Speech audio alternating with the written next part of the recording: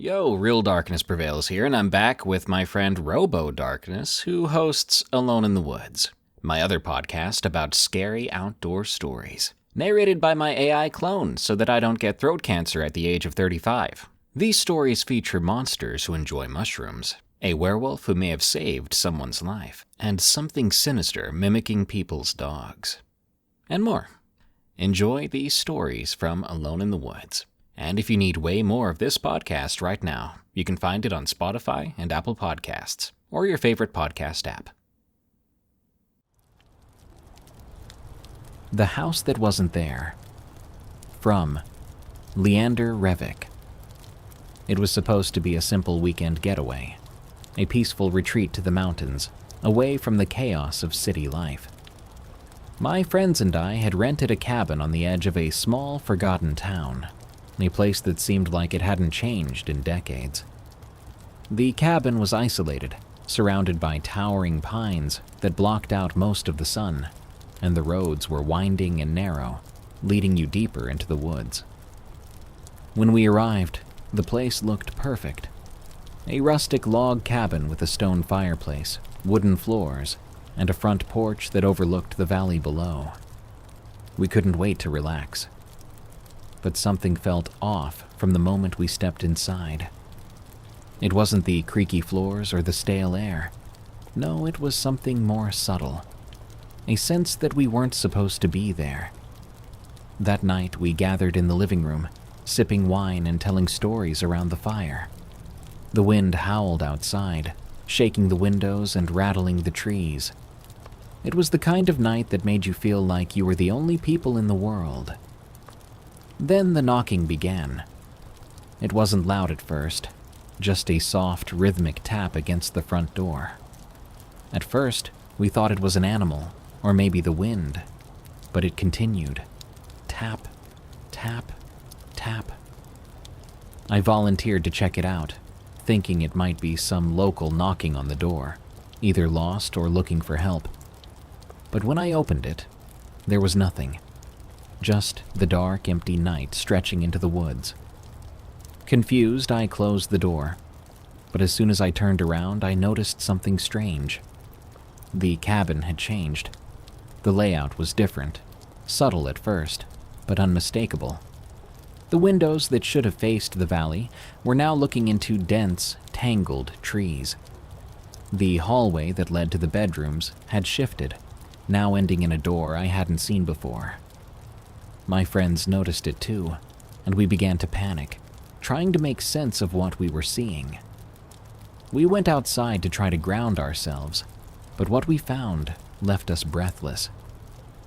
The cabin, which had once been a warm retreat, was now surrounded by an oppressive fog that swallowed the landscape. The town, which should have been visible in the distance, was gone. No lights, no signs of life. Just endless trees stretching out in every direction. As we stood there, trying to make sense of it, we heard footsteps, slow and deliberate, coming from behind us. I turned, expecting to see one of my friends, but there was no one there. And then we saw it. At the edge of the fog, a silhouette appeared. A person standing perfectly still. They wore old-fashioned clothes, their face hidden in shadow. It didn't move, but somehow I knew it was watching us. My heart pounded as I turned to my friends, but they hadn't seen it. No one else had noticed the figure standing in the mist. It was as if it existed only for me. The temperature dropped suddenly, and I shivered despite the layers I was wearing. Something wasn't right, and the longer I stared at that figure, the more I felt like I was losing my grip on reality. I took a step toward it, but before I could reach it, the fog seemed to grow thicker, swallowing the figure whole. And just like that, it was gone. We rushed back inside, barricading the door and trying to make sense of what we'd seen. But nothing made sense. My friends tried to chalk it up to stress, to maybe the isolation. But I knew the truth. The house wasn't supposed to be there. The town wasn't supposed to be there. and that figure, I couldn't stop thinking about it. When morning finally came, we packed up and left, our nerves shot and the unease still lingering. As we drove away, I glanced back one last time. The cabin was gone. The road was clear and empty. There was no sign that anything had ever been there. I don't know what happened that night. Maybe we stumbled into some sort of pocket in time, or maybe it was something far darker, an entity that wanted us to forget. But I do know one thing. I'll never return to those woods, and I'll never forget the house that wasn't there. Help Me Save Will, from Katie. It was another Friday night, and I was hanging out with my friends, who I call the boys. Most of them were obviously boys, with the exception of me and my 4 other girls. We were all at our usual hangout, which was Will's house. Even though we were all in high school, we acted and played like children. We were never the kind of teens to get in trouble or do drugs. This particular night, a guy named Paul came over as well. He was the new addition to our group. I already knew the guy from middle school, and I knew he had a crush on me because a friend had told me so. I never liked it when people had crushes on me. It just always made things weird. Paul had a bad temper and was easy to get angry. I knew so because back in middle school, my not-so-nice friend Colin would throw baby carrots at him and stick banana peels in his backpack when he wasn't looking.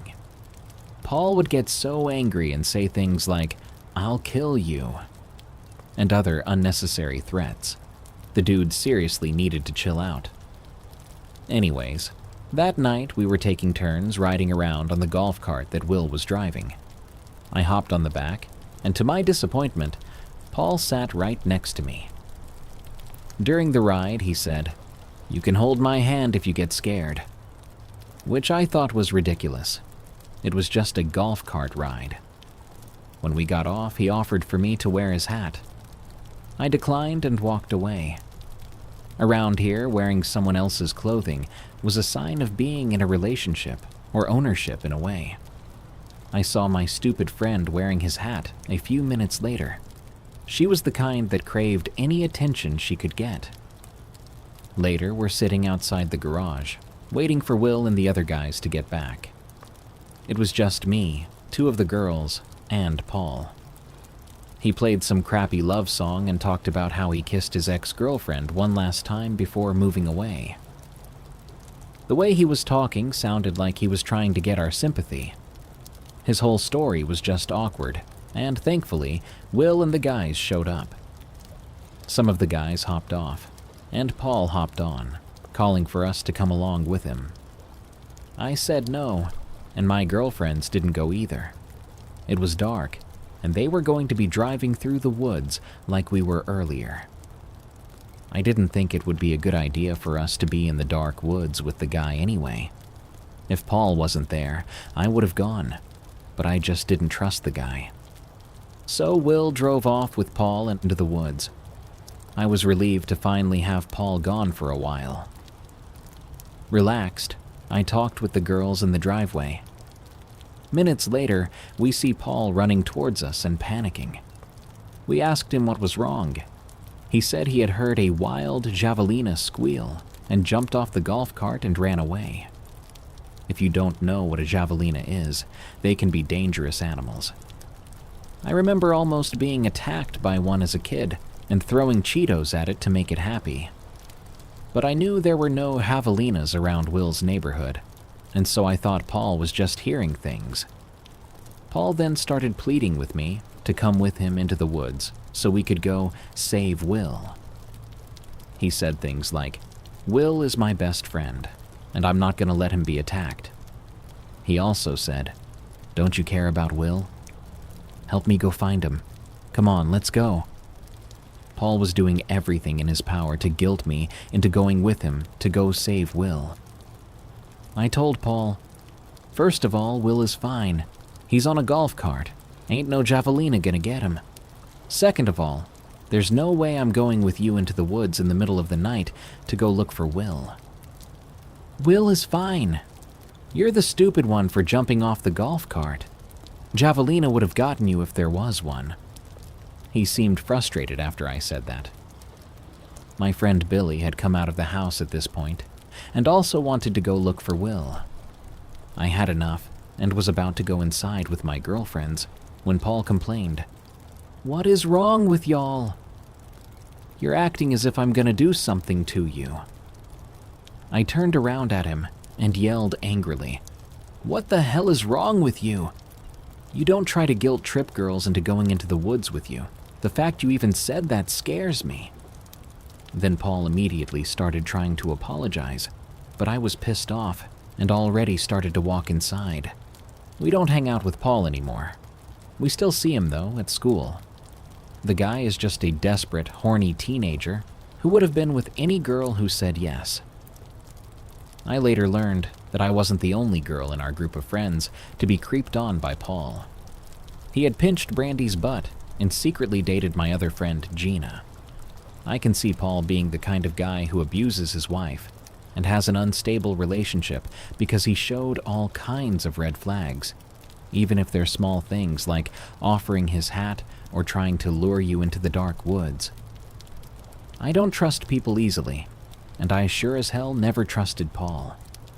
I could have gone into those woods with him, and everything would have been fine, or something horrible could have happened. You never know, and you can't trust anybody completely. Snow Creeper. From Anonymous. It was a rare, cold morning in Texas, and for once, snow covered the ground. As a 7-year-old, I was beyond excited. Snow in Texas was almost unheard of, and I couldn't wait to play outside. My parents were inside, sipping coffee and watching the snow fall through the window, while I bundled up in my coat, scarf, and shoes before rushing out the door. I spent what felt like hours making snow angels, building a snowman, and running around, enjoying the crunch of fresh snow under my boots. But after a while, something felt off. A strange sensation crept over me, like I was being watched. At first, I ignored it, thinking it was just my imagination. But then I started hearing something, moaning and heavy breathing, just beyond the tree line where our yard met the woods. At that age, I believed in everything. Monsters, ghosts, all of it. My heart pounded in my chest, but my curiosity got the best of me. I tried to act like I was still playing, sneaking glances toward the woods every so often. Then I heard it again, footsteps in the snow, followed by the sound of someone running away. The crunching of snow faded into the distance, and my curiosity turned into unease. I hesitated for a moment before stepping closer to the woods. A small, weathered tent was tucked between the trees, partially hidden. Next to it, a pair of binoculars lay in the snow, and beside them, a camera with a long lens, the kind my dad used when he took pictures of wildlife.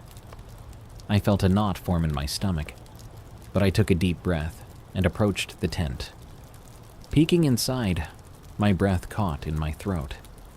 Scattered across the floor of the tent were photographs, pictures of children all around my age, between 4 and 8 years old. Some of them were playing outside, just like I had been, completely unaware they were being watched. My stomach turned as I realized these weren't just random pictures. They were taken from a distance, likely with the camera I had seen outside. My hands trembled, and an icy wave of fear washed over me. I needed to leave. Just as I turned to crawl out of the tent, I heard footsteps. Someone was coming back. Before I could react, the tent flap swung open. A man stood there, blocking the exit. He was tall, wearing a heavy coat and a beanie pulled low over his forehead. His eyes were sharp, filled with something that made my skin crawl. Before I could scream, he lunged forward, grabbing my arm. I let out the loudest scream I could manage, kicking and thrashing as hard as I could. The sound of my screams must have reached the house because, within seconds, I heard my mom's voice. She was running toward us, calling my name. The man tightened his grip, yanking me toward him, but my mom didn't hesitate. She tackled him to the ground with all her strength. I stumbled backward as my mom and the man struggled. He was stronger, pinning her down and wrapping his hands around her throat. She gasped, her face turning red as she fought to push him off. My mind raced, frozen in fear. But then I heard another voice. My dad. He came barreling out of the house, gripping a wooden bat. With a powerful swing, he struck the man in the back of the head. The impact sent the man collapsing onto my mom, causing her to cry out in pain as her ribs took the brunt of his weight. I scrambled to her side as my dad pulled the man off. My mom clutched her ribs, struggling to breathe. The man groaned, dazed from the hit, but he wasn't getting up. Within minutes, the police arrived, called by a neighbor who had heard the commotion. The man was arrested, taken away in handcuffs. I thought that would be the end of it, that he would get what he deserved. But when the trial came, the sentence felt like a slap on the wrist. 9 months in prison. That was all he got. 9 months for watching children, for taking pictures, for trying to take me. It didn't seem fair. Even after he was gone, I couldn't shake the fear. Every night I found myself looking out my window, scanning the yard. And sometimes, I swear, I still see someone standing there, watching. A shadow just beyond the streetlight's reach. I tell myself it's my imagination, that it's just the paranoia left behind from that terrifying day. But deep down, I'm not so sure. The worst part is that my parents, despite their best efforts, couldn't fully protect me from the fear that lingered. After the attack, my mom took longer to recover from her broken ribs, and my dad started keeping a gun by the front door. They told me everything was okay, that it was over, but I could see it in their eyes. They were scared too. Neighbors started talking. Some said they'd seen the man before, lurking around different houses, watching kids play outside. Others claimed they had seen him sitting in a parked car near the elementary school. It sent a wave of unease through the neighborhood. Parents kept a closer eye on their children, and for weeks, no one let their kids play outside alone. I tried to go back to normal, but every time I walked past the tree line, my chest tightened. Even during the day, the woods seemed darker and quieter. I stopped playing in the yard by myself. I stayed close to the house, always making sure someone was nearby. Months passed, and life moved on, but that feeling never really left me. One night, maybe 6 months after the attack, I woke up to a strange noise. It wasn't loud, but it was enough to make my eyes snap open. I listened carefully, my breath shallow. It was coming from outside. I sat up and crept to the window, peering through the blinds. At first, I didn't see anything. The yard was empty, bathed in pale moonlight. But then, a movement near the edge of the woods caught my eye. A figure, standing just past the tree line, barely visible in the shadows. I wanted to believe it was my imagination, that I was just seeing things. But as I stared, the figure took a slow step forward. My stomach dropped. It was him. The same heavy coat, the same sharp eyes, watching my house like he had never left. I couldn't move. I couldn't breathe. Then, as if sensing my stare, he turned and walked back into the woods, disappearing into the darkness. The next morning, I told my parents. My dad called the police, but when they checked the area, there was nothing there. No footprints in the snow, no signs that anyone had been there at all. But I know what I saw, and I haven't slept soundly since. What watches the bird watcher? From Anonymous. I've been an avid bird watcher for most of my adult life, which probably sounds pretty boring to most people. But it's actually what brought me to Hawaii in the first place. I took a job with a conservation group in Hilo back in 2019, working on their native bird recovery program. It was a pretty big change from my life in Minnesota, but my wife had passed away 2 years before, and honestly, I needed something completely different. New place, new focus, new everything. My job involves a lot of field work, tracking bird populations and monitoring their habitats. I spend maybe 3 or 4 days a week out on trails, usually alone, which has never bothered me. I'm pretty familiar with most of the trails on the Big Island by now, especially around the rainforest areas. You get used to the weather patterns, the way the fog rolls in, the sudden rain showers. Even the wild pigs don't faze me anymore. But what happened last month, I still can't explain it. I've tried telling myself it was just the fog playing tricks on me, or maybe I was more dehydrated than I thought. But I know what I saw, and what I heard. It was a Tuesday evening, and I'd stayed out later than usual trying to confirm a sighting of an iwi pair in a new area. These beautiful red honey creepers are getting harder to find, and we'd had reports of some in a section of forest I hadn't explored much before. The trail wasn't officially maintained, more of a pig track that locals sometimes used, but it was clear enough to follow. I remember checking my watch around 6:15 and thinking I should head back. The sun was getting low, but I still had about an hour of decent light. That's when I heard this weird call. Not like any bird I knew, more like someone doing a poor imitation of a bird.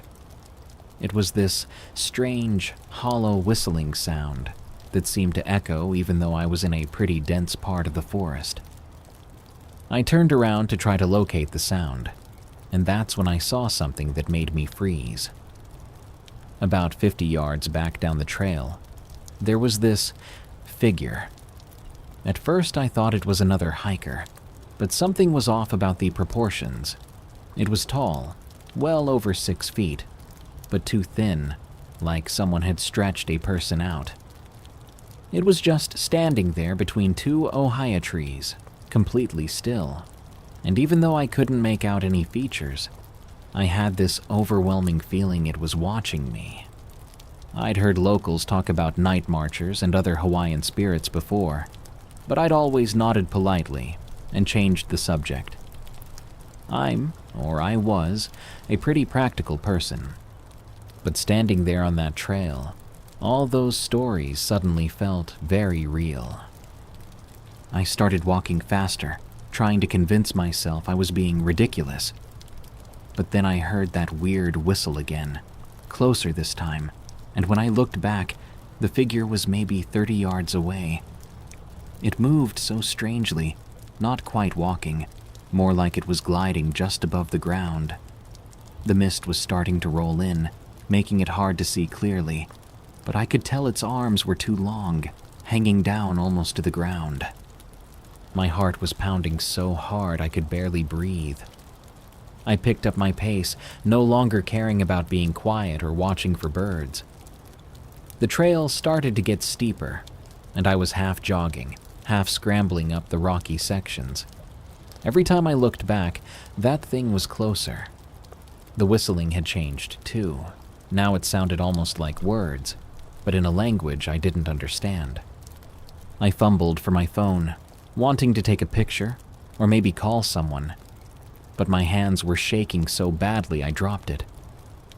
When I bent to grab it, I heard this sound right behind me, like wet leaves being dragged across bark. I spun around, and it was right there, maybe 10 feet away. The mist had gotten thicker, but I could finally see its face. Or where its face should have been. I ran. I'm 52 years old, and I haven't run like that since high school. I tripped twice, scraped up my hands pretty bad, but I didn't stop. The whole time I could hear it behind me, that weird whistling voice getting closer and closer. The mist was so thick now, I could barely see the trail, but I knew the general direction back to my truck. Then I caught my foot on a root and went down hard. I rolled onto my back, expecting to see that thing looming over me. But there was nothing there. The forest was completely silent. No whistling, no sound of pursuit, not even the normal evening bird calls. I lay there for maybe a minute, just trying to catch my breath, then got up and half ran, half walked the rest of the way back to my truck. When I got home, I had 3 missed calls from one of my coworkers. Apparently, there had been some concern about a weather system moving in, and they'd been trying to warn everyone in the field to head back early. I didn't tell them what happened. What could I say? That I got chased by some kind of ancient Hawaiian spirit? I asked around carefully over the next few days, trying not to sound crazy. One of the older local guys I work with just nodded when I vaguely described where I'd been. He told me that trail was kapu, forbidden, and I shouldn't go back there, especially not alone, especially not in the evening. He wouldn't say anything more about it. I'm still doing my field work. I have to, it's my job. But I don't stay out late anymore, and I stick to the main trails. Sometimes when the mist rolls in, I think I hear that whistling sound in the distance. I keep telling myself it's just birds, but I know it's not. There are things in these forests that don't show up in any field guide. That might have been the end of it. Just another strange story about the Hawaiian forests. But something happened last week that brought it all back. I was having lunch with Uncle Kalani. That's what everyone calls him, though he's not really my uncle. He's been working in conservation on the island for over 40 years, and he's got this way of knowing things without you having to say them directly. We were eating at this little place in Hilo that he likes, and he suddenly put down his fork and looked at me really seriously. "You saw it on the old trail, yeah?" he said. "The whistling one." It wasn't really a question. I just nodded, relief washing over me that someone else knew what I was talking about. He told me about his cousin who'd had an encounter with what he thought was the same entity back in the 1980s. His cousin was a pig hunter, knew the forests better than anyone. One evening, he was tracking a big boar that had been destroying people's gardens in a nearby village. The hunt took him deeper into the forest than usual, into an area his grandmother had always told him to avoid. The way Uncle Kalani described it, his cousin first noticed something was wrong when his hunting dogs suddenly went quiet. These were experienced dogs, trained to track and corner pigs, but they just stopped, hunched down, and started whining. Then came the whistle, that same hollow bird but not bird sound I'd heard. But what happened next was different from my experience. Instead of seeing the entity directly, his cousin said the forest around him started to change. The familiar trails seemed to shift and move. Trees he'd passed started showing up again, like he was walking in circles, even though he was sure he was going straight. The whistling seemed to come from all directions at once. The dogs took off, which they'd never done before. His cousin tried to follow them, but that's when he noticed the ground felt wrong under his feet, softer, almost spongy. When he looked down, he said the soil was moving, rippling like water. He could see things in it, faces, hands reaching up, shapes that shouldn't be there. Uncle Kalani said his cousin doesn't remember how he got out of the forest that night. The next thing he clearly remembers is waking up on his grandmother's porch just before dawn.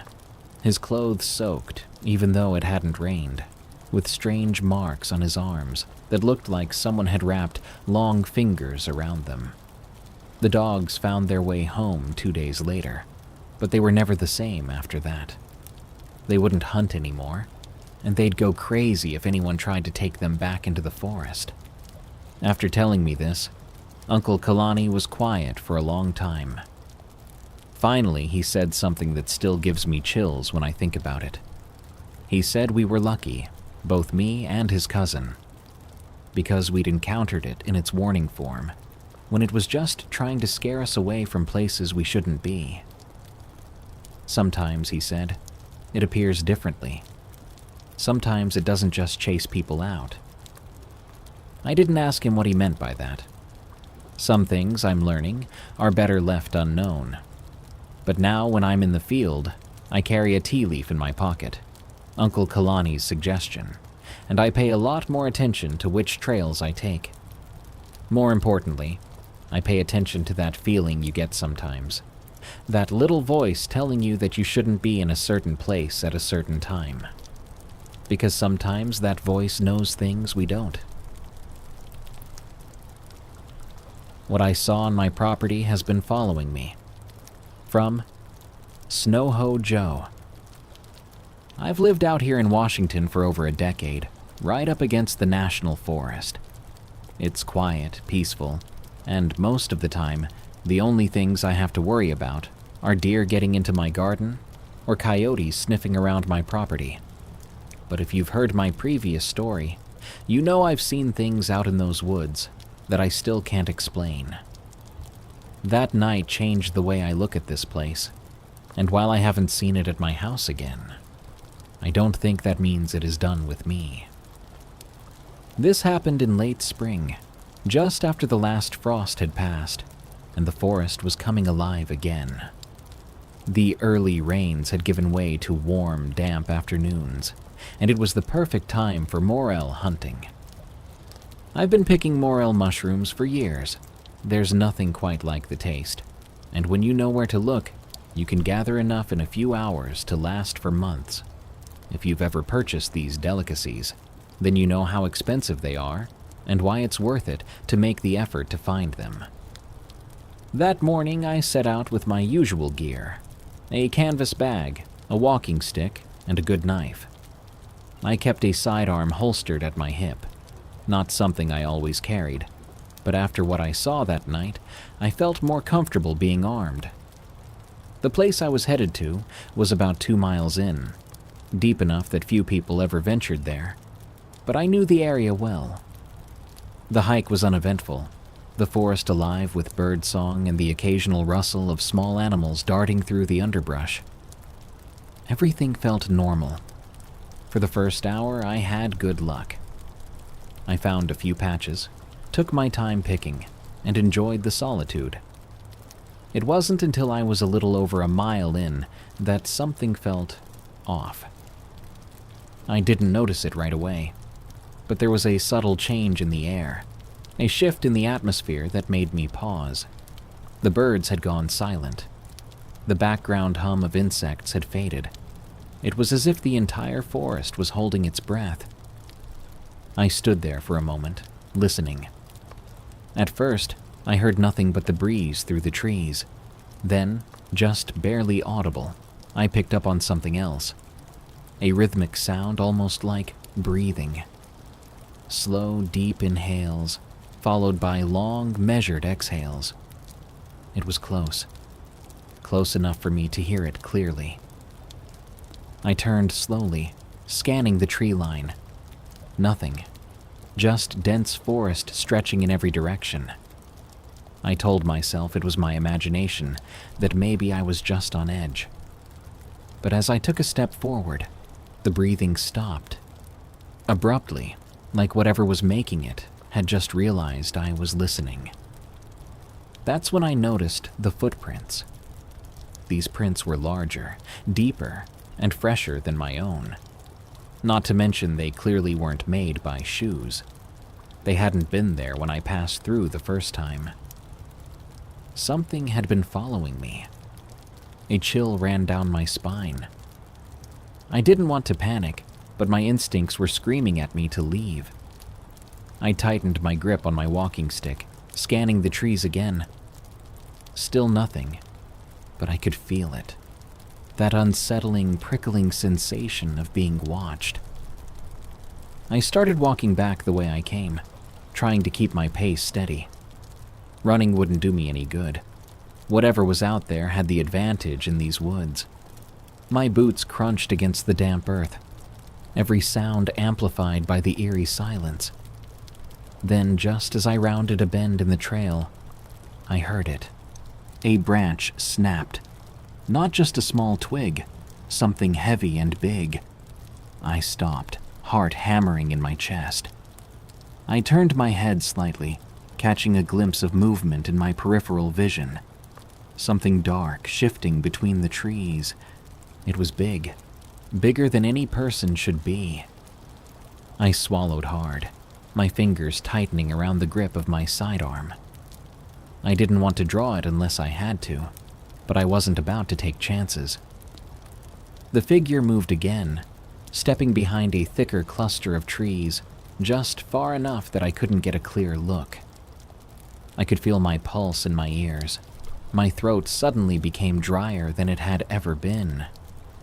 Then it made a sound, a low guttural clicking noise, followed by a deep resonant exhale. I don't know how to describe it exactly, but it wasn't human. It wasn't an animal I'd ever heard before either. It was purposeful, deliberate, like it was testing my reaction. I took a slow step backward, then another. The figure didn't move, didn't make another sound. It was just watching.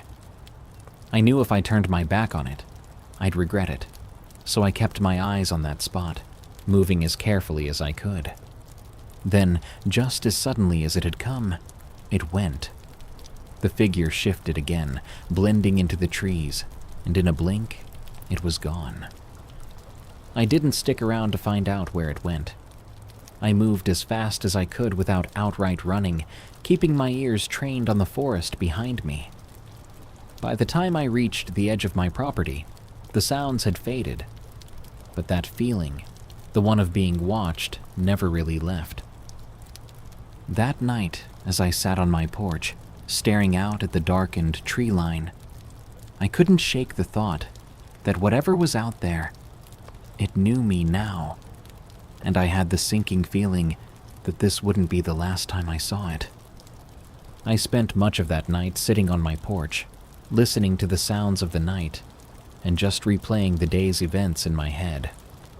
The forest was alive again, frogs croaking in the creek, an owl hooting in the distance, but none of it brought me any comfort.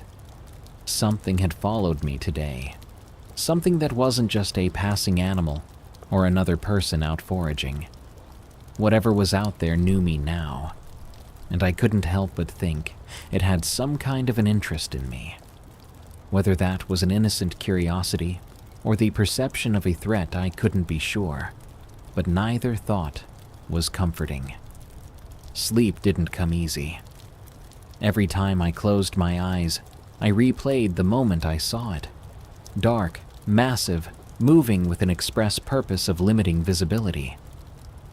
I tried to tell myself it was just an animal, that I was letting my nerves get the best of me, but deep down, I didn't believe it.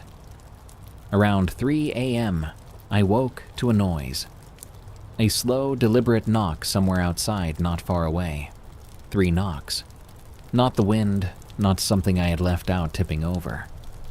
Someone or something was out there. I lay frozen, my pulse thundering. For a long moment, there was silence, and I wondered if I had dreamed it. Then it happened again. 3 slow knocks, this time louder and presumably closer. I grabbed the shotgun from next to my bed and moved to the window, pulling the curtain back just enough to peer outside. The moon cast pale light over my yard, and at first I saw nothing, just empty space. Then, at the tree line, barely visible in the shadows, something shifted. The movement barely perceptible, but it was there. A dark figure, standing there, watching. It wasn't moving. It was just peeking out from behind a tree, fixated on my house. I let the curtain fall back into place, my grip tightening around the gun. There was no way I was going outside.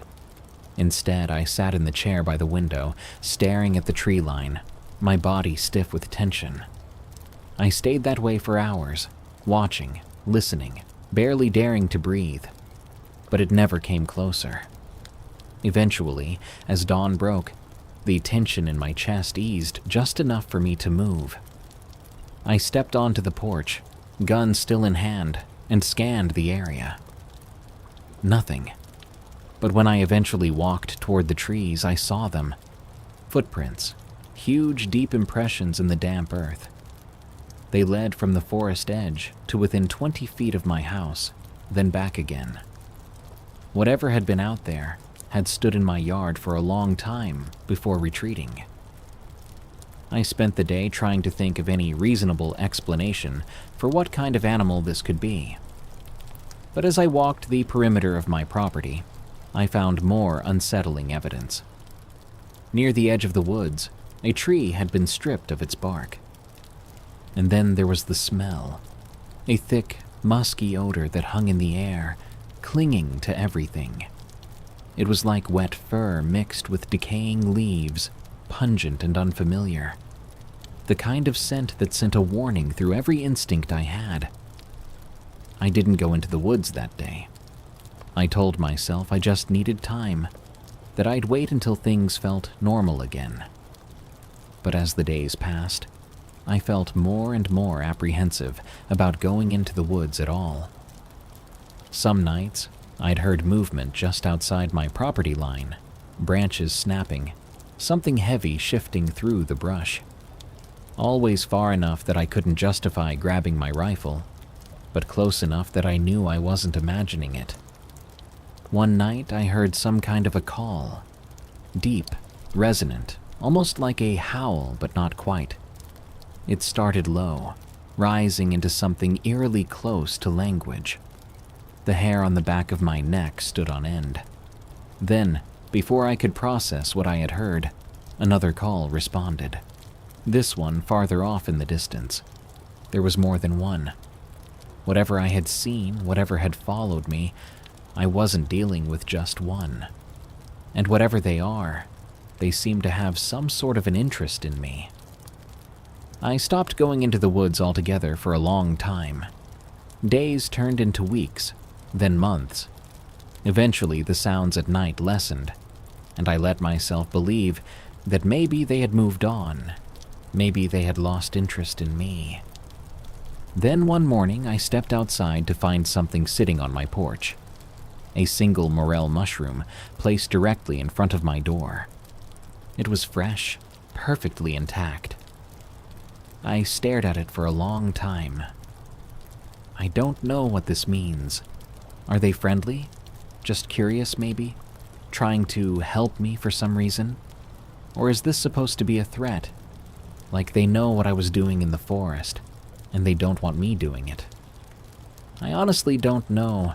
I used to love spending time in the forest, but now I can't help but look over my shoulder the entire time. The Cursed Church. From Anonymous. The church had always been there, standing at the edge of the forest like a silent guardian. Every time I visited my grandparents, I saw it. A small, aging structure with weathered white walls and a graveyard stretching behind it, pressed against the thick line of trees. It never unsettled me much before. But after what happened, I can't even drive past without feeling that creeping sense of dread. It started with my grandfather's passing. The funeral service was held at that old church, just like so many others in our family. The air inside was heavy with the scent of aged wood and candle wax, and the voices of mourning family members carried in hushed tones. But the whole time, my eyes kept drifting toward the graveyard. The tree line loomed over the weathered headstones, the forest dark even in the early afternoon. After the service, my cousin and I, both restless from being cooped up inside, decided to wander a bit. The woods had always been a place of adventure for us when we were younger, full of winding trails and quiet clearings. We'd spent countless summers playing in those trees. But that day, as we walked between the headstones toward the forest, something about it felt weird. It started small, just an odd quietness. The deeper we went, the more noticeable it became. The usual sounds of the forest, birdsong, rustling leaves, distant croaks from frogs, had faded into something kind of like an eerie wind. My cousin noticed it too, giving me a glance that asked if we should turn back. But we didn't.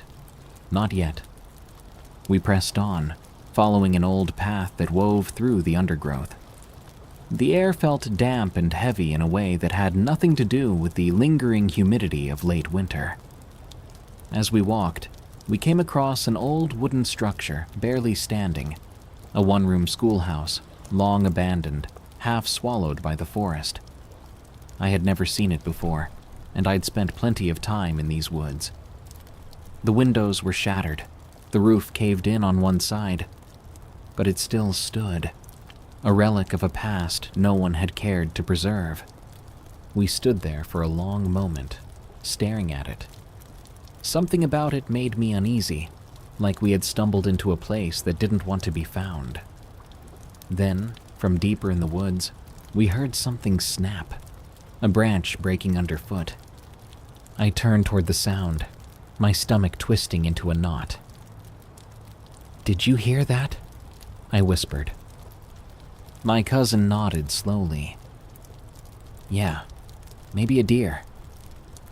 I wanted to believe that, but something about the weight of the sound didn't sit right with me. It wasn't a light, quick movement, like an animal darting through the trees.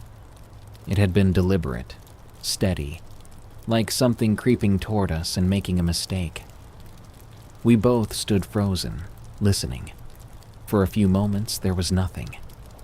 Then, just as I was about to suggest we head back, another sound came. A low, whispering noise, carried by the wind, impossible to make out, but unmistakably human. We turned at the same time and started walking back toward the churchyard, not quite running, but moving fast enough to put distance between us and whatever was back there. The silence pressed in around us, every crunch of our footsteps feeling too loud, like advertising our location. Then, another noise, a rustling, but not from behind us this time, off to the side. Closer. I glanced over, and for a split second, I saw something. A figure, standing just beyond the trees, its form partially obscured by the undergrowth. It was pale, unnaturally so, like it had been drained of all color, and it was watching us. I grabbed my cousin's arm. "Go!" We ran. This time we didn't hold back. The trees blurred past as we sprinted, the uneven ground threatening to trip us with every step. I didn't dare look back, afraid of what I might see. The second we cleared the tree line and stepped into the graveyard, the noise returned. The distant chirping of birds, the rustle of wind through leaves, everything was normal again. But we didn't stop running until we were inside the church, breathless and shaken. No one believed us, of course. Our family chalked it up to an overactive imagination, nerves from the funeral, or just the natural eeriness of old forests. But my cousin and I knew the truth. Something had been out there. Something had watched us walk into those woods. That night, I lay awake in bed at my grandparents' house, staring at the ceiling, replaying what we'd seen. That pale figure, the whispering voice, the heavy footsteps in the brush. None of it made sense. Every logical explanation I tried to piece together felt hollow. Sometime around 2 a.m., I heard something outside. A soft shuffling just beneath my window. My stomach knotted. It was probably an animal, but after what happened earlier, I could only imagine that pale thing. The floor creaked lightly as I slid out of bed and peeked through the blinds. A shadow standing out in the dark. I couldn't make out a face, but it stood there, unmoving, watching. I let the blinds fall back into place and stepped away from the window. My heart was beating so fast it hurt. I wanted to wake my cousin, but what would I even say? That some shape in the woods was standing there? That I thought it was the same thing we saw earlier? What could he do? Instead, I sat up, waiting, listening. Eventually, I must have drifted off because the next thing I knew, I was waking up to morning light spilling through the curtains. The unease stayed with me, though. And when I stepped outside later, I saw marks in the dirt right beneath my window. They weren't deep, but they were clear. Scratches and scrapes in the earth. It looked like it had been done with something thin and sharp. I called my cousin over. We stared at them in silence for a long time. Then, without saying a word, we both turned and walked back inside. We didn't go back into the woods that visit. Neither of us wanted to. But the feeling that something was outside waiting for me never really went away. It stayed with me through breakfast, through conversations with family, even as we sat in the living room later that afternoon. The whole house felt wrong. Like the longer I stayed, the more likely it was that something bad would happen. Later that day, my grandmother asked if we could run to the church to pick up a dish she'd left behind after the service. I didn't want to go back there, but it wasn't a request we could refuse. My cousin and I exchanged a look, both knowing we'd have to step back onto that cursed ground. The church was eerily empty when we arrived. The sanctuary was dark, except for the slivers of sunlight filtering through the stained glass windows. The air was stale, as if no one had been inside since the service. We grabbed the dish quickly, but before we could leave, my cousin hesitated. "We should check the graveyard," he said quietly. "Just to see." I wanted to argue, but some part of me needed to know too. Needed to see if that presence was still lingering. We stepped outside, walking toward the rows of headstones. The wind had picked up, rustling through the trees at the forest's edge. The further we went, the more I felt that something was wrong, like we shouldn't be there. We reached the farthest row of graves, right before the forest began, and then we saw it. A figure, pale, thin, standing just inside the tree line. It wasn't moving, wasn't making a sound. It just stood, staring. We stood frozen, unsure of what to do. Then, slowly, the figure stepped backward, vanishing into the trees. Not like someone walking away, but like it was being pulled back into the darkness, almost without moving. A gust of wind tore through the graveyard, kicking up dry leaves and filling the air with the scent of damp earth. That was enough for us. We turned and sprinted back toward the church, the unease swelling into full-blown panic. When we reached the car, we didn't stop running until we were inside with the doors locked. My cousin fumbled with the keys, hands shaking as he started the engine. Neither of us spoke on the drive back. That night, the feeling of being watched was unbearable. The footprints under my window had been disturbing, but after what we saw in the graveyard, sleep was impossible. I kept expecting to hear that whispering voice again, to see a shadow outside my window. But the night passed in silence. The next morning, I woke up exhausted, the fear still clinging to me like a nightmare that had become reality. I went outside, expecting to see more marks, more signs that whatever was out there had come back. But there was nothing. We left my grandparents' house that afternoon to go back home. But I couldn't shake the feeling that something had followed me. Even now, all these years later, I still dream about that pale figure. And when I do, it's always standing at the edge of the trees, watching. Trigger warning: violence against pets. It came back from Haunted Texas. You might have read a story I sent in a while back. It's mainly about me and my sister's terrifying encounter with this unknown thing in our backyard. But to my dismay, I think I might have seen it again. My first encounter, I was about 11 or 12. This one happened when I was about 15. I had decided I was going to take my dog into the forest that was behind my house. As we began our walk, the forest was full of noise, birds singing, insects chirping, and plenty of other noises to keep me calm. But after about 30 minutes, the whole forest grew silent. It creeped me out, so I decided it was probably time to start heading back. But when I looked up, my dog was gone. I began calling out her name.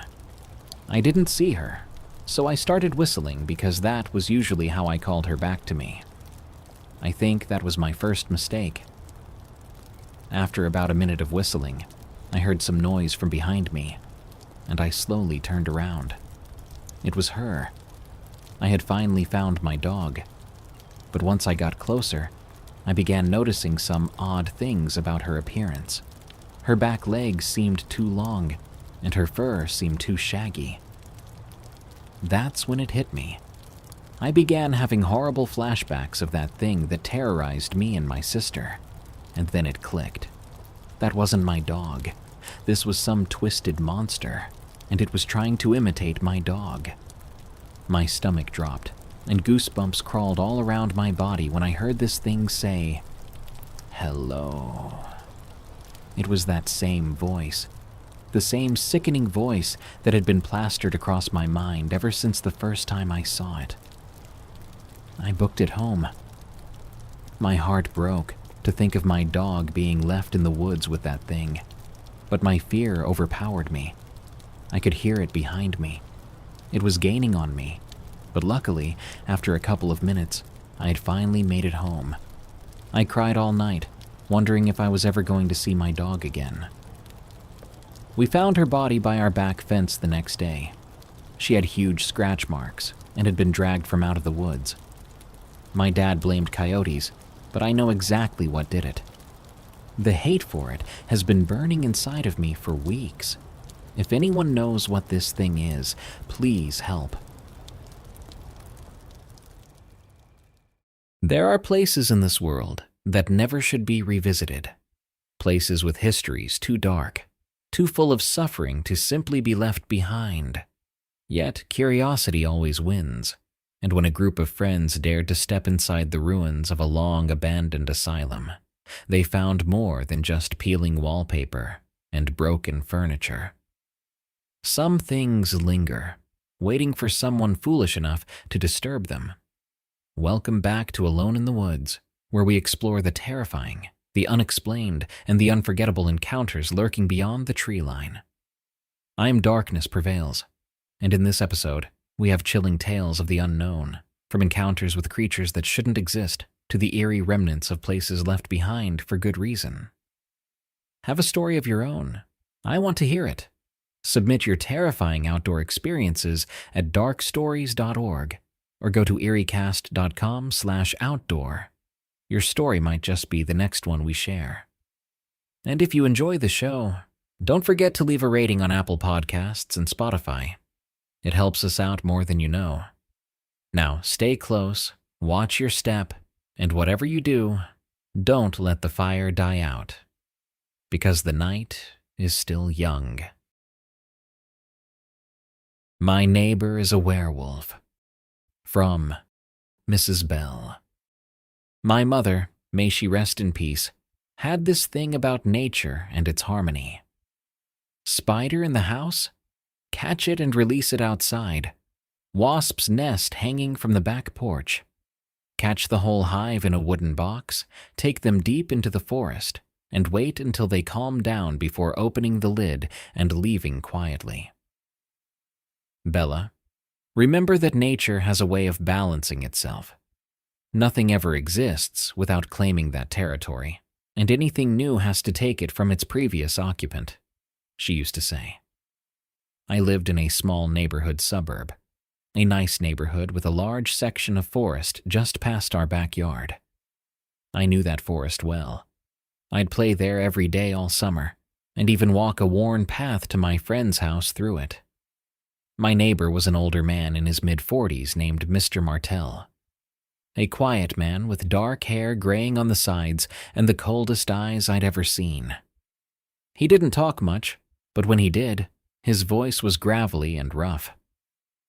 I was terrified of him, and the events of that summer only made me more so. He had a huge scar on his left bicep that looked like claws. When asked about it, he would claim it was from a bear that attacked him during a hunting trip many years ago. I remember I was only about 4 or 5 years old when he moved into the house across the street from mine. Mr. Martell loved my mom's beef stew she made, and she frequently sent me across the street to take a small container of it to him. One summer, when I was 15, she made her stew and told me to take it over. He was watering a small garden in his yard filled with flowers. In the center of this garden was a small urn with a black bird on it. I remember it because it had been there since he moved in, and I always wondered about it. This day I finally worked up the courage to ask him whose it was. My wife. Raven, was his answer. Suddenly, the cold look in his eyes made sense to me. This nice man who kept to himself, my very empathetic mother who lost her husband, my father, when I was a baby. She was very nice too, even though the rest of our neighborhood spoke not too kindly about him. That night, I stayed at my friend's house, our annual end-of-the-summer sleepover with all the girls in our neighborhood. Late into the night, around 11 p.m., her mom said she wasn't feeling well and sent us all home. Most of the girls walked the streets or had their parents come pick them up. But not me. No. I walked that well-worn forest path, a path I knew so well I could walk it in the dark. Or so I thought. It takes about 30 to 45 minutes to walk from her house to mine, and I insisted I'd be okay. I walked through the woods quietly, being mindful to stay on the path using the full moonlight to see. I don't know how exactly, but somehow I strayed slightly and ended up deeper into the woods. That's when I heard it, a crunching sound. I froze, assuming it was some kind of animal. When there, in the moonlight, I saw it. Something big, pale gray skin with deer antlers, and a skull somehow both human and animal for a face. It stared at me, and suddenly its mouth opened. I heard my mother's voice come from it. "Come here, dear. Mommy will take you home," it said. I was terrified and turned to run away, sprinting as fast as I could through the woods. The creature screamed a high-pitched, guttural scream. As I ran, suddenly, a large wolf-like creature appeared before me, walking out of the woods on all fours. It growled at me and stood up on its hind legs, its front legs trailing into long fingers ending in claws. The deer creature walked out into the clearing behind me. There I was, caught between two monsters, both staring at each other. The deer creature opens its mouth, and I could hear the words in a voice of a woman I'd never heard before. "Darling, my love, why did you abandon me?" it said. The werewolf howled at the sky and charged past me.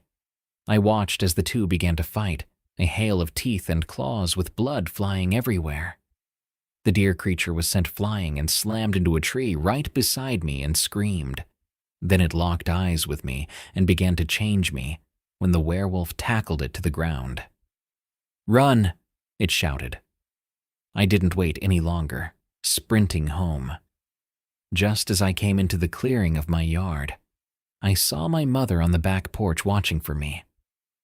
"Mom, Mom, there's a monster!" I screamed. She ushered me inside. She spent an hour comforting me, telling me it was okay. I don't know how long I stayed awake that night. The last thing I remember before falling asleep was the distant howling of a wolf, I woke up thinking I had just had a nightmare. The next day, she sent me to give Mr. Martell more of her beef stew.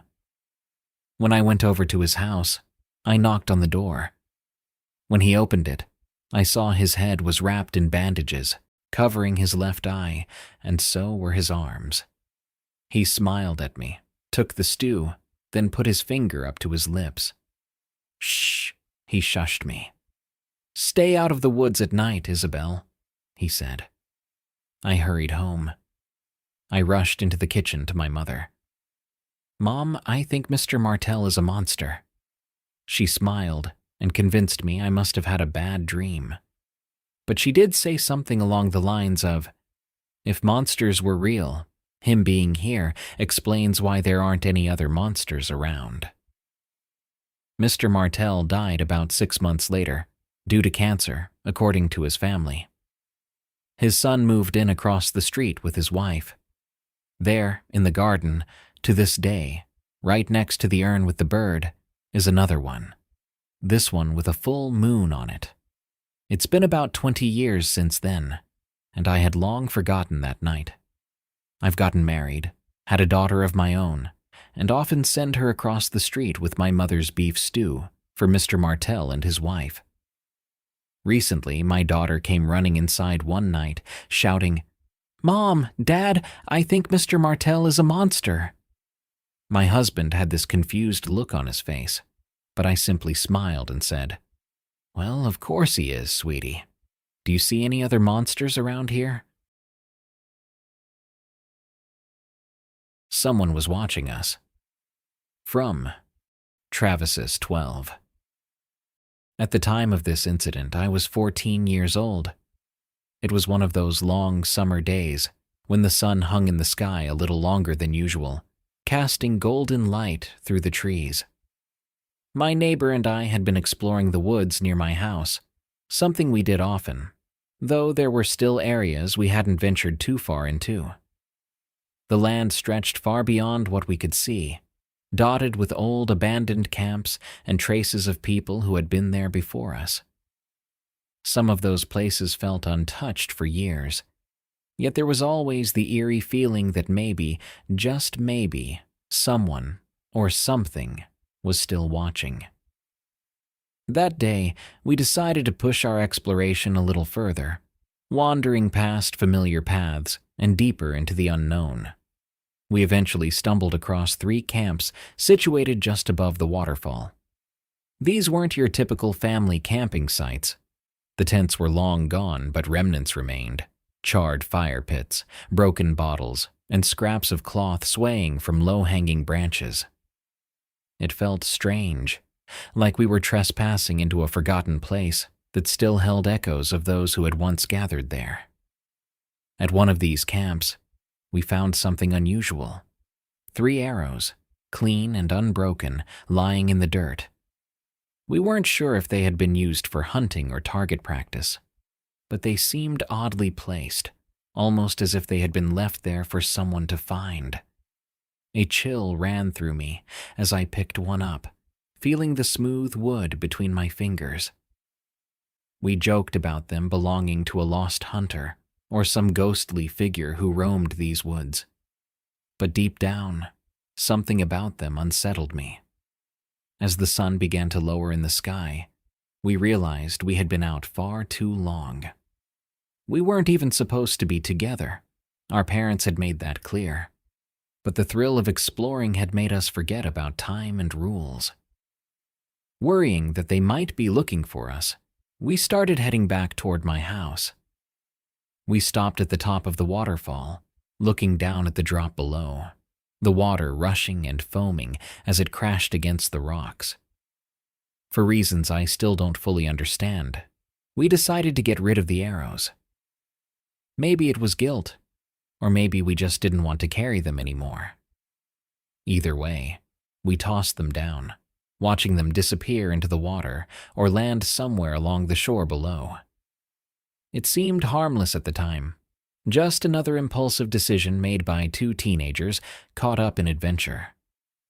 The climb down the waterfall was tricky, but we had done it before. We reached the bottom wiped the dirt off our hands, and parted ways, each hurrying home before we could get into trouble. But that night, everything took a turn. Later that evening, I made a rash decision to run away from home. I don't even remember exactly why. It was one of those moments when emotions took over, and I just needed to get away. My parents, of course, panicked and called the police. When they started searching for me, one of the first places they checked was the waterfall, thinking I might have gone back there. What they found still chills me to this day. At the bottom of the waterfall, just off the shore, there was a strange formation. A perfect circle of leaves had been arranged on the ground, unnaturally symmetrical. And in the center of that circle, the 3 arrows we had thrown earlier were placed in an exact triangle. I remember my parents telling me about it when I finally came home, their voices hushed and uneasy. The police had no explanation for it. There was no sign of anyone else having been there, no tracks, no disturbances, just that eerie, deliberate arrangement. The strangest part? According to one of the officers, there had been a murder at that very waterfall about 20 or 30 years ago. I don't know if that's true. I never found any reports about it. But just knowing that something dark might have happened there made the whole experience even more unsettling. Someone or something had been there after us. Had they been watching the whole time? Had they waited for us to leave before moving the arrows into place? To this day, I still have no answers. But every time I think back to that moment, I get the same sinking feeling in my stomach. Some places hold memories. Others hold secrets. Skipping class. From Anonymous. It was about 5 years ago, back when I was just starting my freshman year at Parkdale High School in Prince George, Maryland.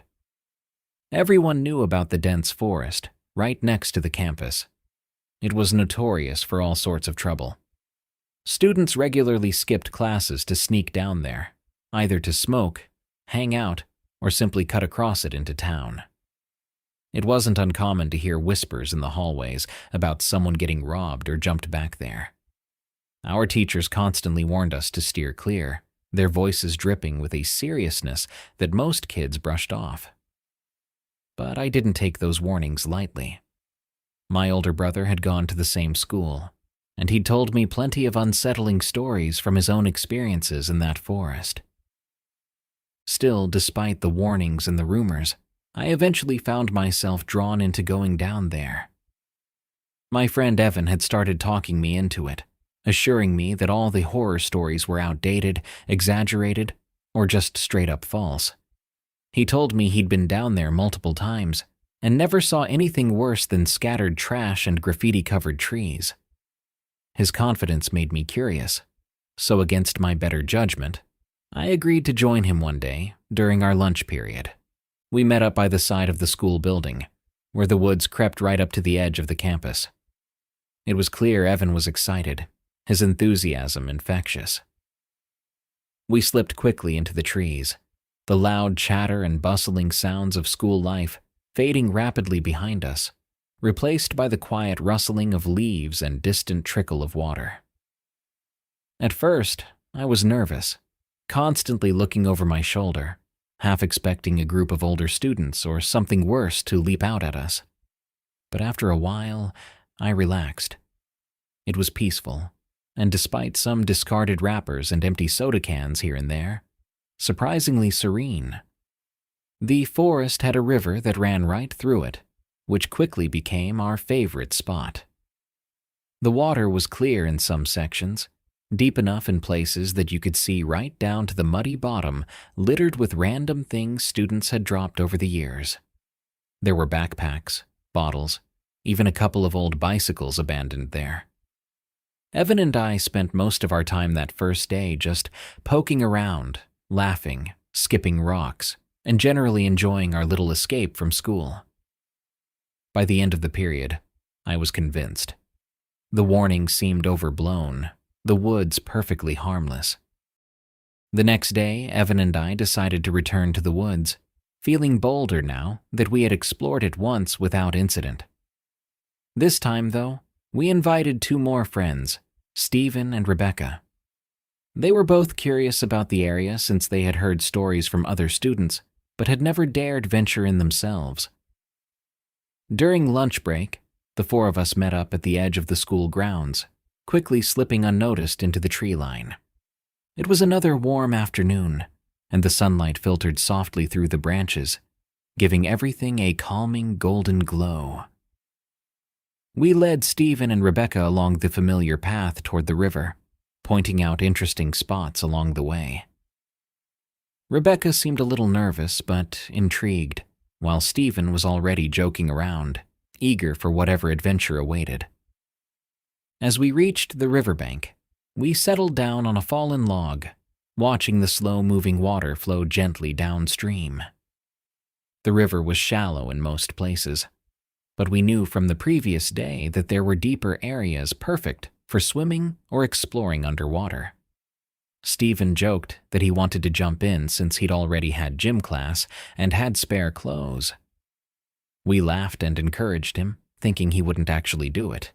But within moments, he was waist deep, wading into the deeper sections of the water. Stephen splashed around, laughing and making exaggerated gestures. I told the group I had to step away briefly to use the bathroom and walked a short distance away, out of sight behind some trees. It was strangely quiet, the sounds of my friends fading into the background, replaced by the gentle rustling of leaves and birds chirping overhead. I remember feeling a strange, eerie sense of solitude in that moment, an odd sensation considering my friends were nearby. I hurried back, eager to rejoin the group. When I returned, I found them huddled together, staring intently at something Stephen was holding. As I approached, I saw his excited expression fade slightly, replaced by uncertainty. "What did you find?" I asked cautiously, stepping closer. Stephen turned toward me, holding out what he'd discovered from beneath the water. At first glance, I couldn't quite make out what it was. As I looked closer, my stomach twisted uneasily.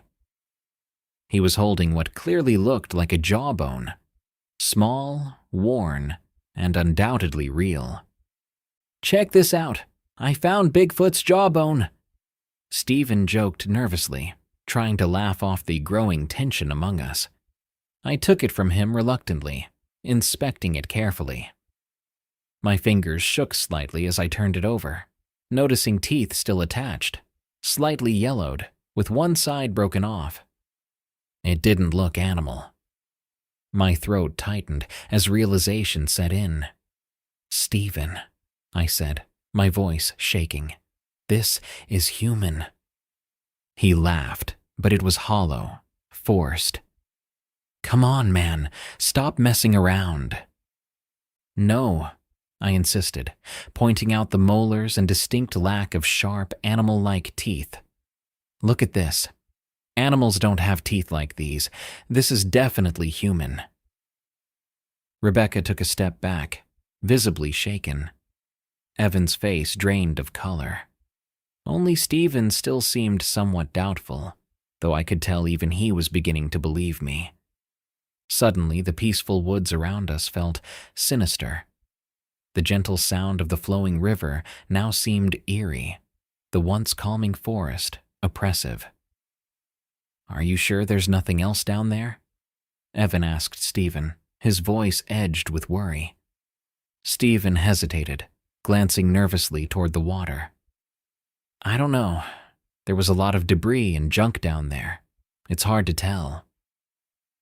None of us wanted to stay and find out if there were more human remains beneath the murky water.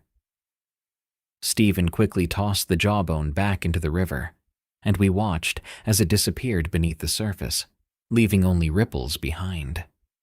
Realizing we'd already missed too much of our next class, and not wanting to explain our absence, we decided to cut through the rest of the forest, toward town, rather than returning directly to school. Every step away from the river felt like relief, but an uneasy silence hung heavy between us. No one joked or laughed. The discovery had shaken us more than we cared to admit. We emerged on the far side of the woods, stepping into the familiar streets of town. The mundane sight of cars, shops, and ordinary people going about their daily lives felt surreal after what we'd experienced. Still, none of us mentioned it to anyone. I, for one, wasn't ready to face the questions or possible trouble that might come with reporting our find. In the days following, I thought about what we'd discovered constantly. My imagination ran wild. Who had the jawbone belonged to, and how had it ended up in the river behind our school? Despite the unsettling encounter, it wasn't until later that year, when I personally witnessed someone getting robbed in that same forest, that I finally decided to heed the warnings. After that day, I never returned. Looking back now, years later, I sometimes wonder if we should have reported what we found. Maybe we could have helped solve a missing person's case, or perhaps it was something even darker. All I know for certain is that the woods behind Parkdale High were never just an innocent shortcut or a place to escape from class. They hid secrets that I was unfortunate enough to stumble upon. The night I visited the hospital for dipsmaniacs and inebriates. From Ashley Maggie. I have grown up exposed to paranormal stuff since birth. My family was ultra-religious and well-to-do. However, the town we live in was established in 1760, so we have a lot of history around which always seems to make itself known every now and then, whether you're ready for it or not. Since I was 16, I've been a believer. The things which have happened to me are the types of things that change people. Once you see these things, you just can't go back to giggling during horror flicks and sleeping softly knowing it's not real. Because the truth is, at least some of it may be true. But I digress. When I was 16, I was your average teenager know-it-all kid. I had behavior issues, and I was on this mission to rebel from my family life and upbringing.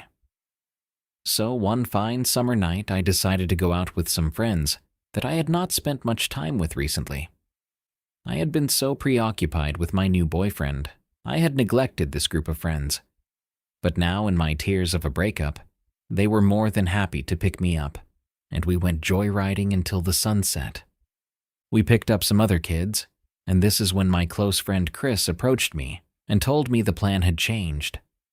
I frowned, thinking he was going to dump me off at home, but to my surprise he said we were going somewhere big, and I needed to just relax, and that it would blow my mind and get it off my boy toy issues and make me smile.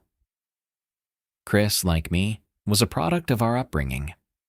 Beyond rebellious out of a disdain for our perfect parents living their perfect lives, mostly oblivious to our issues if they had a moment to care.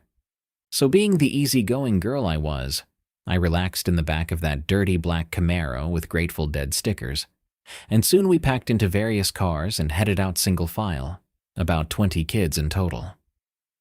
I remember the first thing that set off my spidey senses was the growing darkness along the road. We were heading into the forest. Forests in the town of the Patriots were a scary thing on their own. But when the spiked steeples of the institution began to poke into the moonlight, I realized what a terrible mistake I had made not asking to be taken home. We all slowly and quietly came to a rest in the back of a giant insane asylum, or what was left of it. Abandoned in the 80s, the state asylum was a beauty in its own way.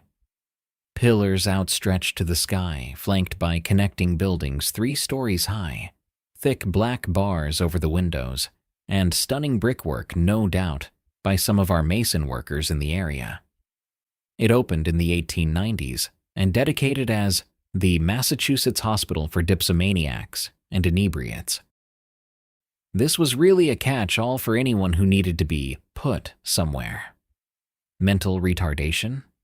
You're in. Alcoholic wife? She's in. Problem teen with depression? No problem. I only knew of the place from my grandmother, who in her first year of nursing landed a job there and had told me stories which gave me nightmares. Unlike the kids who I had come with, I knew of the atrocities that had taken place here, the pain, the lies. It all flooded my mind in an instant, and I argued briefly with Chris to take me home. But Chris and the friend were having none of my pleas. They had come prepared, on a mission really, planning for weeks, for just the right moment. High school dropout Mark was having the security guard chase him, drawing him away from our location, for just enough time for us to enter the building using the old loading dock. It all happened so quickly. Sheer adrenaline and a fear of waiting alone in the car drove me to follow close behind as we dipped under a metal door shade and into the damp stink of what appeared to be a laundry room. Mattresses soaked in brown-red pigment lined the walls like books. There must have been hundreds, all stacked neatly, all stained with 70s motifs on their fabrics. Towards the back of the room was a doorway, and as we filed towards it, I watched as the people jumped down into a hole. I was totally confused and again looked behind me and thought to run back to the car.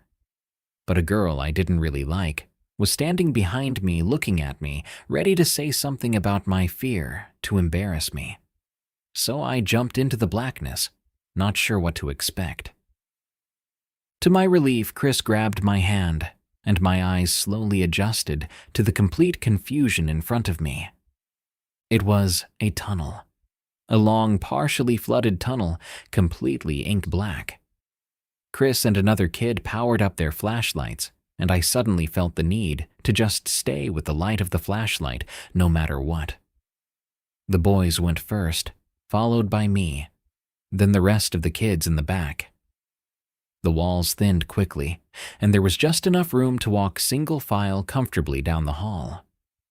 On the floor, once the tunnel floor dried out a way down, 2 black rails for a cart, I suppose. About 2 minutes of walking, I felt like for sure we were already off the property, and started to worry there was no end. That's where the rooms started, doors on each side about every 10 feet or so. Tiny windows about a floor square on the metal doors. Bars over the windows even here, I noted. I glanced inside the first room. Nothing. Second room, a desk and chair quietly rotting in place. Next, a room filled with more mattresses. Then a room with a bedroom inside and a book on the floor. These rooms, they can't be bedrooms. There's no light down here, it's like a dungeon. The kids quietly talked amongst themselves, suddenly realizing the same things I was. Chris said something about them being storage rooms, but that didn't make sense to me, so I just smiled and kept walking quickly to reach the end. 5 minutes pass, and now I am panicking. I actually got angry and demanded we turn around, accusing Chris of being an idiot and picking the wrong tunnel. Chris, these tunnels are everywhere, and we have no idea where we are going, I chirped. Just then, I heard someone's boot hit the metal stairway. It was a black metal spiral staircase leading string up. Chris and his friends got excited and pat themselves on the back for finding a way inside, which was a feat considering the place was set up like a prison and impossible to break into, since it was meant to keep people inside metal bars and all. After about a minute or so, the vintage lock was dealt with and tossed aside, and we were exceeding the rickety old stairs, the metal groaning with each step.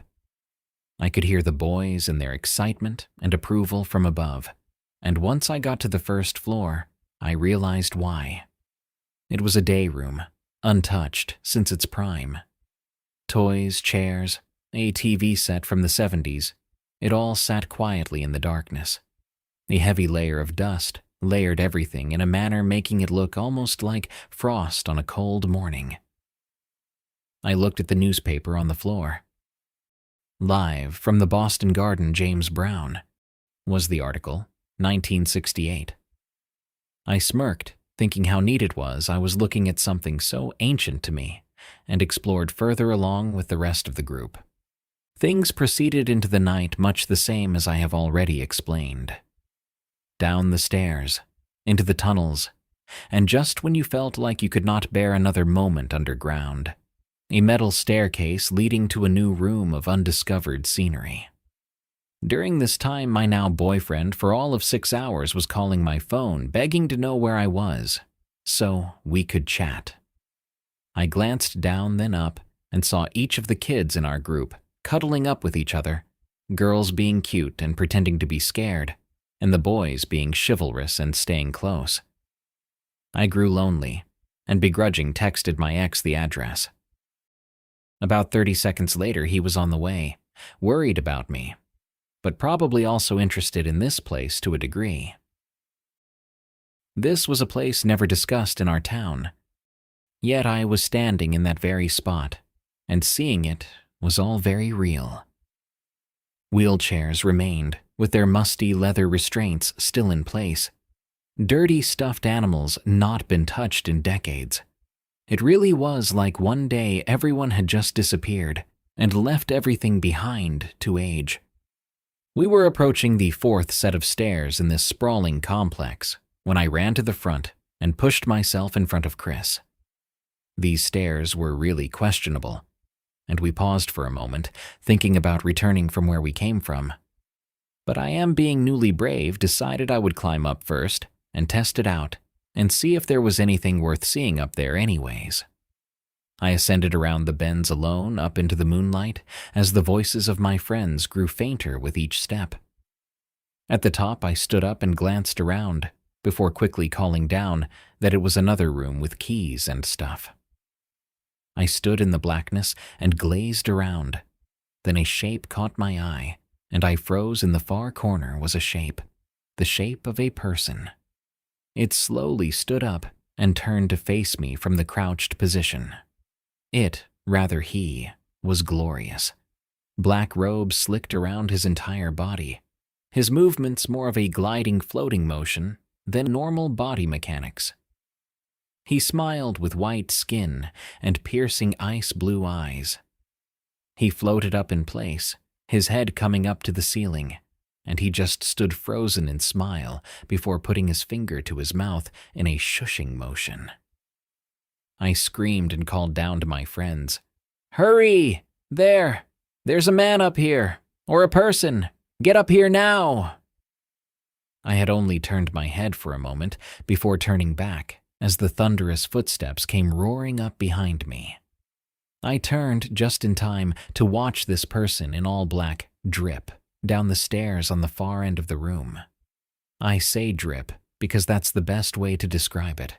His robes cloaked him in inky blackness, and they covered his body from sight with this water-type movement, like we were in 15 feet of water. Then the moment I exhaled, he was gone. Chris and his male friends came bounding up the stairs so quickly, they pushed past me, shoving me out of the way, demanding to know where the mystery person was. I pointed in shock to the stairs in the back of the room. The men immediately began to exclaim I was lying or scared and seeing things. I verbally defended myself, swearing that I was sure that's where the man went. "There's no footsteps, Ash. None. You're just seeing stuff." "Look," I said. "He's got to be at the bottom of the stairs, right?" "Oh, wow." The stairs were completely caved in, and as I approached further, I realized there was no way anyone, let alone a grown man, could have descended in absolute sense and survived. 3 floors down, no way we could even think about going this way. Everyone turned towards me quietly, saying it was okay. "You're just mistaken, Ash. It's fine."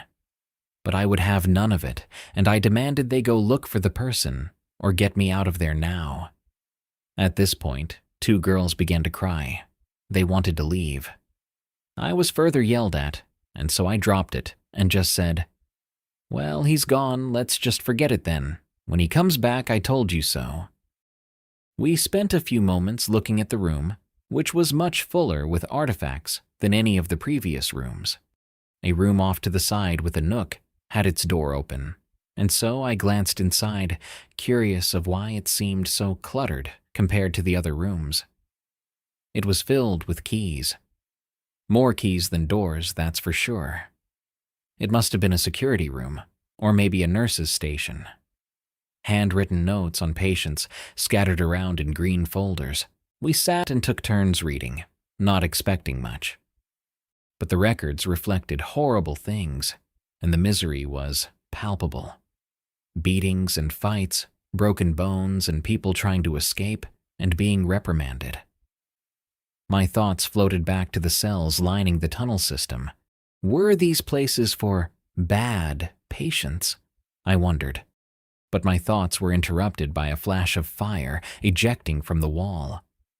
Someone had flipped the light switch, and it caused an ignition, and the wall caught on fire. Panic set in, and we quickly extinguished the flames and made a new rule. Don't touch the lights. I saw my ex arrived and called him, instructing him how to get to us. In the distance, I could see through the barred windows, through the broken glass. He just lucky enough to not alert the security guard, whom had given up hours ago on chasing our friend, and had retired to a makeshift security trailer, and was watching TV intently with his feet on the chair. Those guards never entered the buildings, so if you made it inside, you were generally uncatchable. And so far, the guard was unaware of the entrance we have found, since it was covered up with a mattress after we passed inside. I chuckled, finding it funny we were the ones watching the security guard and not the other way around. Alex finally caught up to us, flashlight in hand. Chris and his friends briefly berated him for whatever I had told them happened, and after a short argument, we were all walking down another tunnel. Chris huffed in aggravation that I had let another person know of our field trip. Alex and I walked in the rear of the group until I noticed Alex was walking slower and slower, staying just behind me out of view. I said, "You're really creeping me out. What are you doing?" No response. So again I said, "Hey, can you stop? We are going to get lost down here in the dark if you don't keep walking." Again, no response. I groaned and turned back and found to my surprise no one was there. I screamed, saying we needed to stop for a moment and find Alex. Chris was in no mood to wait, so I ripped the flashlight from him, saying, "We can't leave him down here. We can't leave anyone down here alone." And I walked back down the hall as the group mumbled. I looked into 1, 2, 3 rooms. Oh my God, where is he?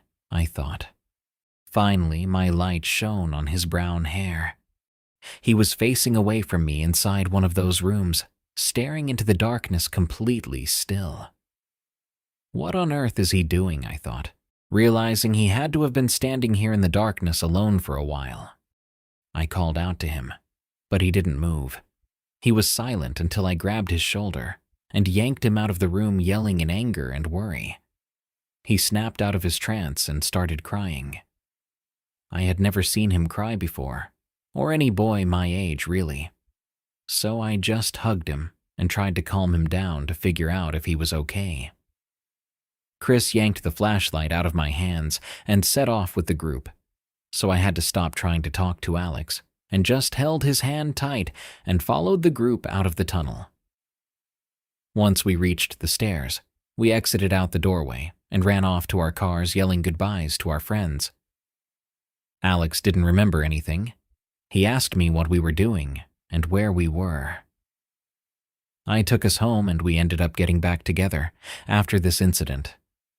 Alex was never the same, however, and I frequently caught him staring off into the tree line any time we passed the area. Eventually, we went our separate ways, but I believe him when he says he doesn't remember much of that night. This energy followed me home that night. It terrified me nightly, scaring my whole family in the process.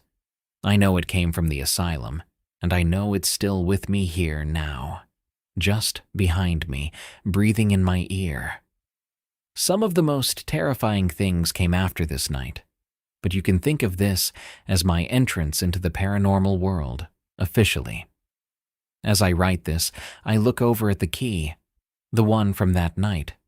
These spirits may be attached to it according to a psychic from my area. But there is no way to return the key. The fire we had almost set had been the undoing of this complex of fear and brick years later. I suppose someone had flipped a switch and boom, the entire place was lit up in a blaze too hot for the firefighters to put out. They just let it burn controlled until it was rubble. The fire had destroyed 90% of the complex, its secrets not permanently gone. The tunnels, I imagine, would still exist to this very day, being far too extensive to fill in. They lie in wait, cold and alone, waiting for someone to visit them. My mistake brought on a presence that follows me today and every day. I have included some links if you want to know more about this asylum. Believe it or not, the town decided against protests to convert the old administration building, the oldest building in the bunch, into apartments. Yes, apartments, with black bars still in place. Do you think the people living there wonder why they have bars on all the windows? Most in the town didn't like this plan, but the town needed money and they were sick of having to police the area at night. So they voted unanimously to allow the apartments to be placed into the old building. As for me, I believe what I encountered was a dark magic ritual which I interrupted. I believe this because of the things which followed this long after I had left. Perhaps they were unable to close the circle before we showed up. Or maybe they were conjuring something terrible. Or maybe it was not a real person at all, and it was a demon of some sort. I'm not sure. I will soon write about the things that happened after this night. I figure you all may enjoy these memories before they fade. But just remember, it may be scary, but it's always here in our lives, whether we face it or not, is of no consequence to the night. The Hollow Ones. From Leander Revick. I grew up in a small town surrounded by dense forests. Everyone knew the woods were dangerous at night, but no one ever said why. They just told us to be home before dark, to lock our doors, and never answer whispers from outside. One evening when I was 15, my friend Lucas and I dared each other to go into the woods after sunset. Armed with flashlights and a cheap pocket knife, we stepped past the tree line, laughing off the unease that settled in our chests. The deeper we went, the quieter it became. No wind, no insects, just silence. That's when we heard it. The sound of something moving but not on the ground. It came from above. We aimed our flashlights at the trees and saw them. They clung to the branches like twisted marionettes, long-limbed and hollow-eyed. Their skin looked stretched too tight over their bones, and their mouths were gaping voids. One of them craned its neck toward us, and in a voice that sounded like a distant echo of my own, it whispered, "We see you!" Lucas bolted, but my legs wouldn't move. The creature dropped from the branch, landing without a sound. Its hollow eyes locked onto mine, and suddenly I felt weightless, like I was being pulled forward against my will. My mind swam with visions of dark places, endless forests, and faces I didn't recognize staring back at me. Then, just as suddenly, the pull released. Lucas had grabbed my arm and yanked me away. We ran until we burst out of the woods, gasping for breath. The next day, Lucas wouldn't talk about it. He moved away a year later, and I haven't heard from him since. But that wasn't the end of it. The dreams started shortly after. Night after night, I found myself back in the woods, standing beneath towering trees as the hollow ones loomed above me. They never moved, never spoke, just watched. Each night, I woke up drenched in sweat, the whisper still ringing in my ears. "We see you." One night I woke to the sound of tapping on my window. 3 soft knocks. My stomach turned cold as I slowly turned my head. Outside, perched in the tall oak tree near my window, was one of them. It hung upside down from a branch, its empty eyes locked onto me. Its long fingers twitched against the glass. I wanted to scream, but the sound died in my throat. I couldn't move, couldn't breathe. Then, without warning, it disappeared, melting into the shadows like it had never been there. I never told anyone. Who would believe me? But I know they're still watching, and I know one day they'll come back for me. I tried to move on, to forget. I left town when I turned 18, hoping distance would break the curse. For a while, I thought it had. But then the whispers returned. I heard them in the wind, in the rustling of leaves, in the quiet moments of my day when I least expected it. I began seeing figures in the corners of my vision, tall, thin shapes vanishing when I turned my head. The dreams became more vivid, more terrifying. Now they weren't just watching me. They were moving closer. Last week I found deep scratches on my bedroom door. Not just on the outside, on the inside too, like something had been clawing to get in or out. Last night I woke up with my window open. I know I locked it before bed. My breath caught as I felt something cold trace along my arm, an invisible touch that sent ice through my veins. And then, in the darkness, I heard it again. A whisper, so close it felt like it was inside my head. "We see you. We never left." I don't know how much longer I have. They're getting bolder, closer. No one else seems to notice, but I know they're real. If you ever hear whispers at night, if you see something moving in the trees, don't look, don't listen.